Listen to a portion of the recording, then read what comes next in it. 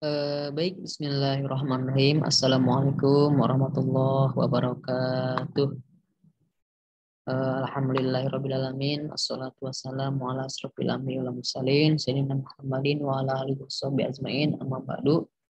Pertama-tama mari kita panjatkan puji dan syukur kehadirat Allah Subhanahu wa taala, di mana pada hari ini kita bisa melakukan proses pembelajaran daring, yaitu pada mata pelajaran pendidikan agama Islam dan budi pekerti. Oke teman-teman, semuanya, sedikit saya ingin menyampaikan, kita akan melanjutkan materi pendidikan agama Islam. Biar saya akan share dulu materinya.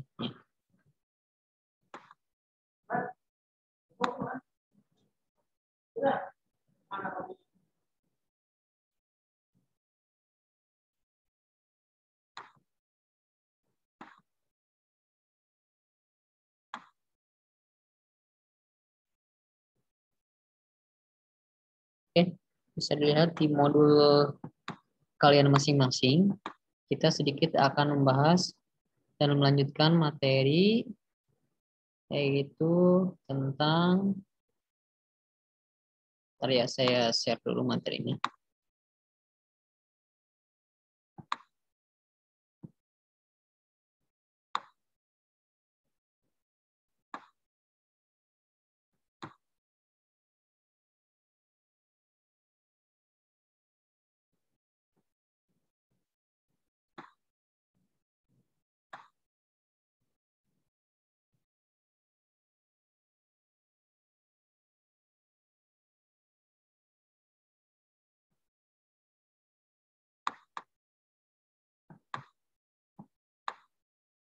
Nah, oke, kita masuk ke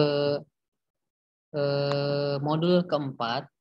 Nah, di sini modul keempat ini kita sedikit akan membahas terkait dengan indahnya kebersamaan dengan sholat berjamaah. Berarti berkaitan tentang sholat berjamaah untuk pertemuan pada hari ini. Oke, kita bisa lihat di modulnya masing-masing.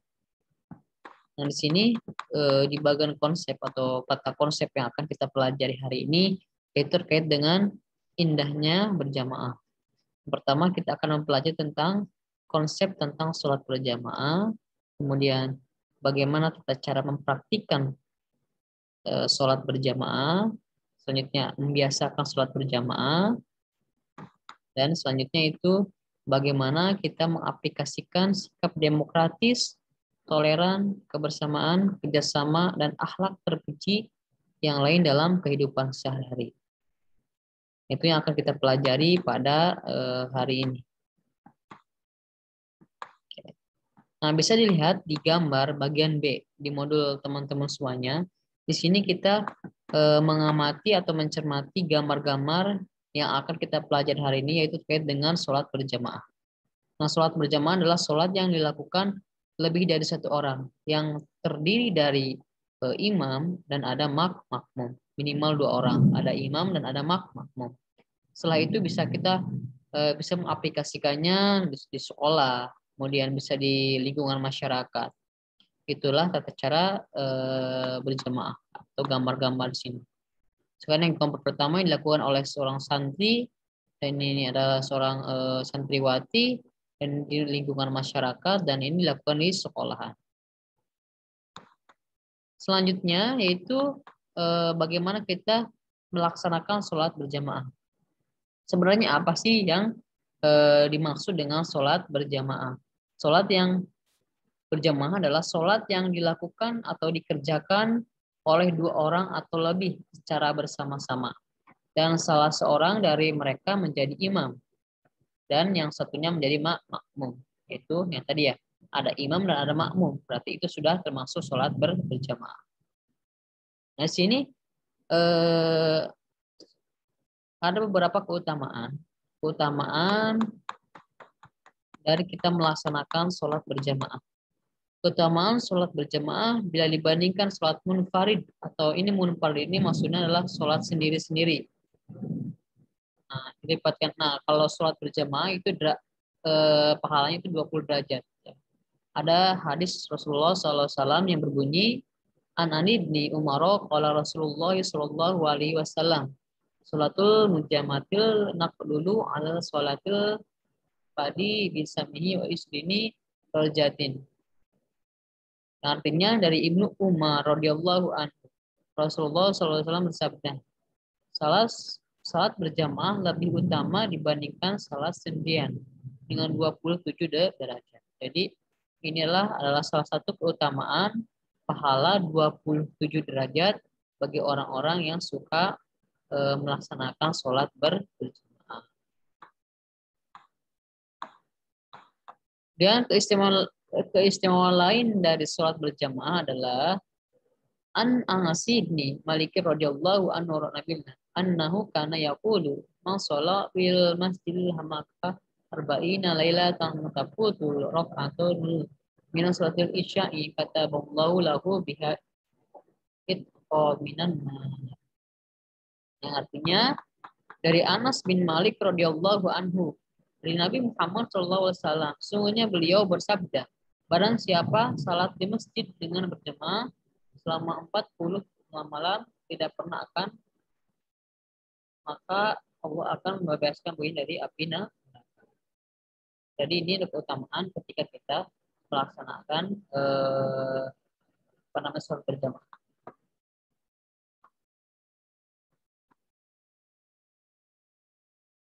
Nah, apa sih syarat-syaratnya? Nah, syarat-syarat salat berjamaah yang pertama nih, ada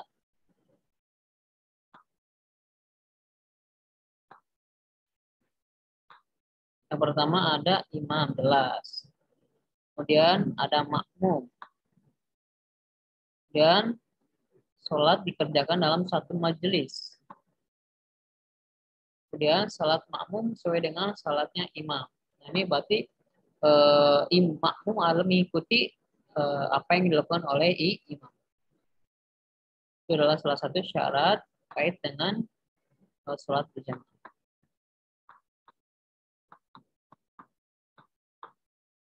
Nah, kedudukan imam dalam sholat berjamaah sangat penting. Dia akan menjadi pemimpin seluruh jamaah sholat. Sehingga untuk menjadi imam ada syarat tersendiri.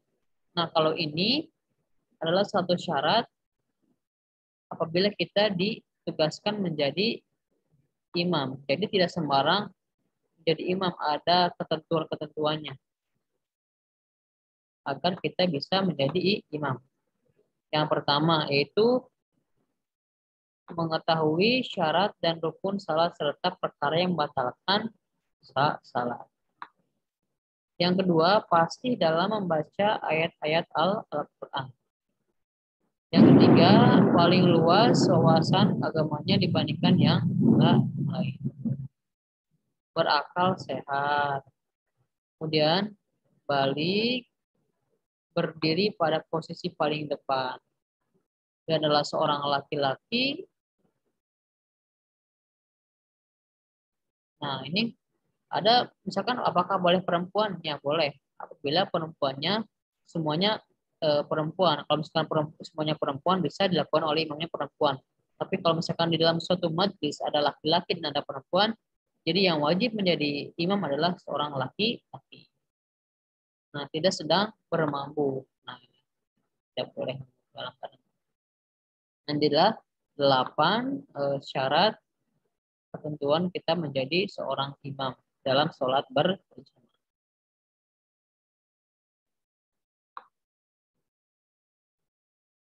Oke, selanjutnya yaitu,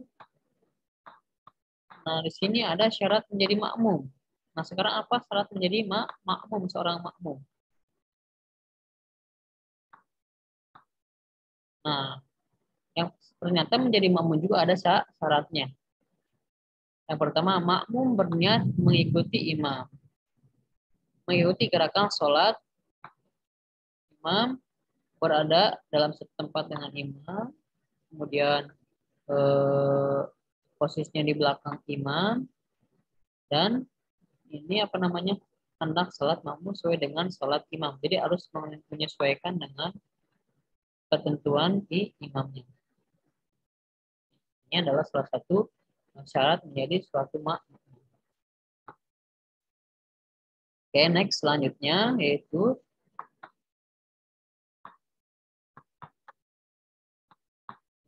makmum masbuk. Nah, mungkin ini adalah salah satu yang sering sering kita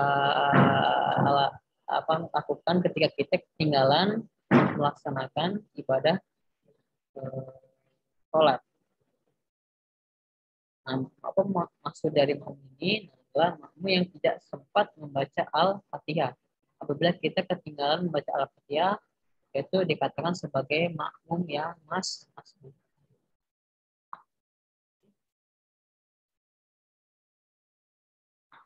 Ini imam masbuk ya. Maksud dari makmum masbuk adalah makmum yang tidak dapat membaca surat Al-Fatihah bersama dengan imam di rakaat pertama. Ini kenapa? Karena misalkan ketinggalan, misalkan kita dalam perjalanan, atau kita masih dalam proses wudu atau membersihkan taharah. Ini dikatakan sebagai makmum lawan katanya adalah makmum muwafiq. Ini lawan katanya makmum muwafiq, yaitu makmum yang dapat mengikuti seluruh rangkaian sholat berjamaah bersama imam. Seperti itu. Nah, ilustrasi ketika kita mungkin sering kita lakukan adalah sebagai makmum yang masbuk atau makmum yang ketinggalan. Pasti ada aja makmum yang sering terlambat atau makmum yang telat. Nah, ini dikatakan sebagai makmum masbuk. Oke, selanjutnya yaitu bisa dilihat di bagian modulnya di halaman 51. Nah, di sini ada beberapa komponen terkait dengan halangan salat berjamaah. Nah, berarti di sini walau ada beberapa halangan nih, tantangan yang yang menentukan ada halangan salat berjamaah. Nah, salat berjamaah dapat ditinggalkan kemudian melakukan salat sendirian munfarid apabila ada beberapa faktor yang menjadi halangan. Nah, apa aja halangannya? Yang pertama, hujan yang mengakibatkan susah menuju ke tempat sholat berjamaah. Ini diakibatkan karena hujan deras. Boleh kita melakukan sholat sendiri. Kemudian ada angin kencang, ada angin yang sangat membahayakan di luar. Boleh kita melaksanakan sholat munfarid atau sholat sendiri. Kemudian kita mengalami sakit. Kemudian karena baru makan makanan yang mengandung bau, seperti misalkan contohnya bawang, petai, dan jengkol. Nah, ini dianjurkan boleh tidak melaksanakan sholat berjamaah. Nantinya karena alasan yang udur, karena alasan yang jelas. Jadi bisa dilaksanakan dengan sholat munfarid atau sholat sendiri-sendiri. Beberapa halangan terkait dengan sholat berjamaah.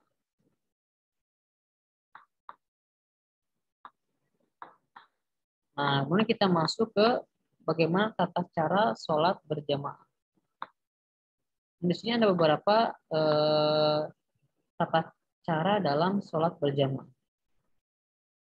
Nah, yang pertama yaitu sholat berjamaah diawali dengan azan dan iqomah. Pastilah ada azan dulu dan iqomah. Setelah azan dan iqomah baru dilaksanakan sholat berjamaah. Barisan salat atau saf dilakukan di belakang imam diisi oleh jamaah laki-laki, sementara jamaah perempuan berada di belakang. Ya, ingat aturannya, yang pertama imam laki-laki dan bagian kedua adalah barisan saf laki-laki dan yang paling belakang itu adalah saf perempuan. Kemudian yang ketiga itu dalam melaksanakan sholat berjamaah, seorang imam membaca bacaan sholat yang nyaring. Ini imamnya harus agak sedikit nyaring membaca suratnya. Kenapa? Agar bisa didengar oleh makmum yang paling belakang. Bacanya apa aja? Yang pertama yaitu takbiratul ihram. Baca takbiratul ihram dan takbir intikal, tasmi, dan nanti ada bagian salam. Dan ada bacaan membaca Al-Fatihah, membaca ayat-ayat Al-Quran, dan 2 rakaat pertama.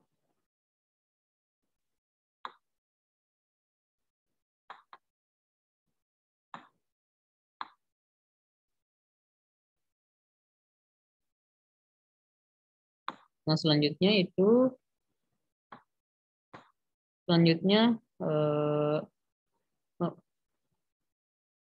nanti ini lanjutkan ya, membaca Al-Fatihah, membaca ayat-ayat Al-Quran, dan pada sholat maghrib, isya, subuh. Begitu juga dengan sholat Jumat, sholat gerhana, sholat istisqa, sholat idain, atau sholat hari raya, dan tarawih atau witir. Ini adalah salah satu, karena Al-Fatihah itu adalah salah satu bacaan yang rukun, yang wajib dibaca ketika sholat. Kemudian bacaan amin bagi imam dan makmum setelah imam selesai membaca Al-Fatihah itu agak sedikit nyaring agar bisa didengar oleh makmum yang paling belakang. Dan makmum harus mengikuti gerakan imam dan tidak boleh mendahului gerakan makmum imam. Setelah salam, imam membaca zikir, membaca doa bersama, dan makmum atau membaca sendiri-sendiri terkait dengan doa masing-masing yang ingin disampaikan.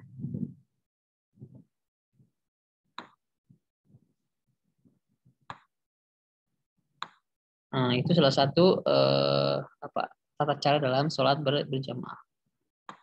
Nah, selanjutnya itu membiasakan bagaimana kita terbiasa dengan sholat berjamaah. Nah, pertama, karena sholat berjamaah memiliki pahala yang sangat besar, yaitu 27 derajat, maka dari saat ini mari kita kebiasakan bagaimana mengaplikasikan atau menjalankan sholat berjamaah. Nah, tata caranya bagaimana agar kita terbiasa? Yang pertama yaitu menjalin silaturahmi antar sesama. Jadi tidak ada ego-egoan. Jadi harus saling silaturahmi agar terjalin ukhuwah yang sangat kuat. Dan mengajarkan hidup disiplin, saling mencintai dan saling menghargai. Nah, inilah ciri orang yang disiplin adalah ia selalu taat ketika melaksanakan sholat berjamaah. Tidak hanya sholat berjamaah, ketika dikerja, dia memiliki integritas, disiplin yang sangat luar biasa, dan saling mencintai dan saling menghargai. Ini akan terbiasa dengan proses sholat berjamaah. Kemudian menjaga persatuan, kesatuan, dan kebersamaan. Ini persatuan, walaupun kita beda budaya, beda adat, beda suku, tapi kita harus mengutamakan kesatuan dan persatuan dan kebersamaan. Nah, menahan dari ego. Nah, banyak orang yang punya egonya tinggi. Nah, ini harus dihindari. Kemudian mengajarkan kepatuhan seorang muslim kepada pimpinannya.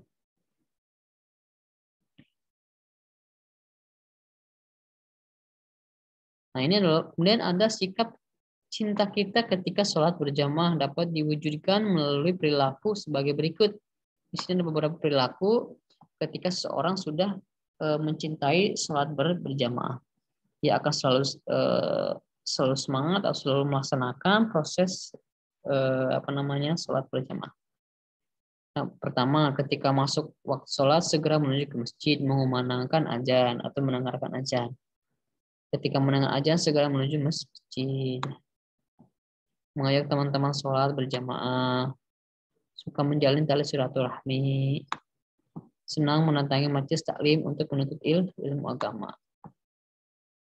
Nah, ini salah satu contoh-contoh orang yang sudah memiliki cinta terhadap sholat berjamaah.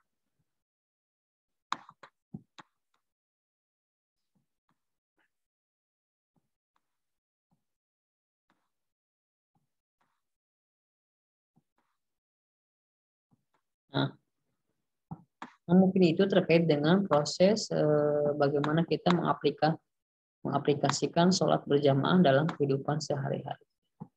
Nah, di sini di halaman 56 dan 57 ada latihan soal. Nanti bisa teman-teman kerjakan. Nah, nanti bisa ditulis di buku portfolio dan hasilnya bisa dikirimkan lewat link yang sudah diberikan. Nah, mungkin itu saja terkait kegiatan pembelajaran hari ini terkait dengan membiasakan sholat berjamaah. Itu saja dari saya, kurang lebihnya mohon maaf. Di YouTube, wassalamualaikum warahmatullahi wabarakatuh.